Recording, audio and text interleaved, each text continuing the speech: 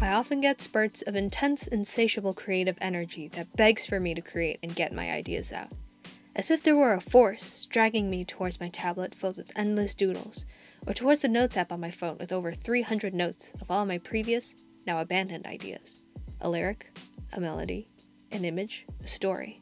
This surge of creative energy usually tends to come at the most inconvenient of times, often when I'm the busiest, or when I have restricted access to my devices. Sometimes they come so fast and so intense that I'm overwhelmed by them, like a kid entering a candy store with only a few dollars in single bills and coins, but all the candy in the world to choose from.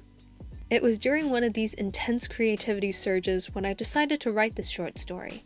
Inspired by the book I was reading for a college course on Sociology 101, Social Things by Charles Lemmert, if you were wondering, and by the various sounds emanating from outside my cozy yet slightly cold dorm room, my hands naturally gravitated towards my laptop to begin writing down my ideas, to see where my mind was leading me to. Growing up, I was a single child. Though a great part of my childhood was spent living in the loud and busy city in Shanghai, China, the last 7 years of my life were spent in a quiet, large house in the suburbs of a somewhat secluded neighborhood. You'd hear a siren pass by maybe once a day at least, and of course the weekly garbage truck. But aside from that, and the neighbors' dogs barking, I lived quite literally a quiet life. So you could imagine how the first few days of my transition to college was like, suddenly being thrust into the noisy environment of the freshman college dormitory. Though the walls of our buildings were built thick and soundproof, they failed to reinforce the doors as well during the construction of the building.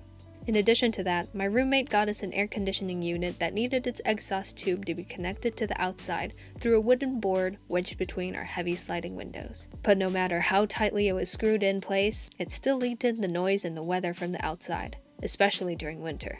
Whenever it got windy, I could hear the wind moaning from outside the window. Sometimes when it got really intense during and after large thunderstorms, I could hear the wind wailing even from under the thick protective layers of my comforter. Truly, nothing more terrifying to hear at night, with all the lights out in the room and the long dark shadows of the trees dancing about in our room.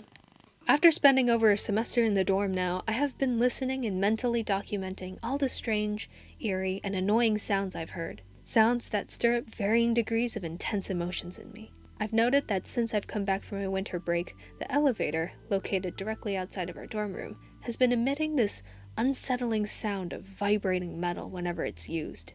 It's extremely loud, unnerving, and annoying to hear. So much so that it's able to distract me even when I'm watching YouTube videos with my headphones in. People in the elevator also like to press the bell button a lot, which makes this ear-piercing ringing noise that will immediately disrupt my attention like a clap of thunder on a peaceful night. Other annoying and distressing sounds include sirens that get too close to our street, beeping noises from trucks and cars that pass by on Old Juniper Road, drunk students yelling right outside of our dorm, and our own floor mates running through the halls, laughing like a pack of hyenas out for the hunt.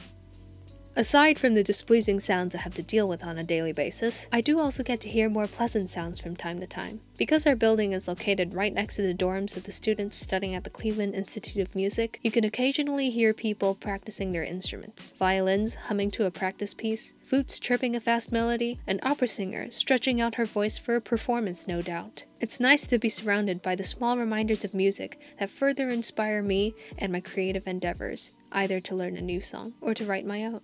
And don't forget the faint yet distant hollow echoes of the regal church bells ringing across campus, hurrying students along to their next class.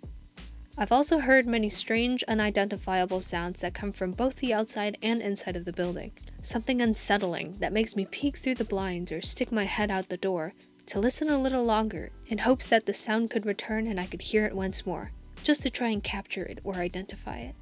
It's a bit of a surreal feeling to hear so much going on and not be able to see it, like a blind man just listening to the world as it happens around him, but no way of seeing what really is happening to cause such sounds. A strange sense of detachment from the world around you as you labor away for another hour further into the night on an arbitrary sensory piece when you should really be focusing on other more important and productive schoolwork due the next day. It really is getting late, and my mind is starting to wander as it loses its energy to the natural circadian rhythm of my body. I've still got lots to do before bed, but it was nice to finally be able to get out another one of my burning ideas and share it to the world. Or, at the very least, find a way to satiate my incredible and never-ending thirst for creation.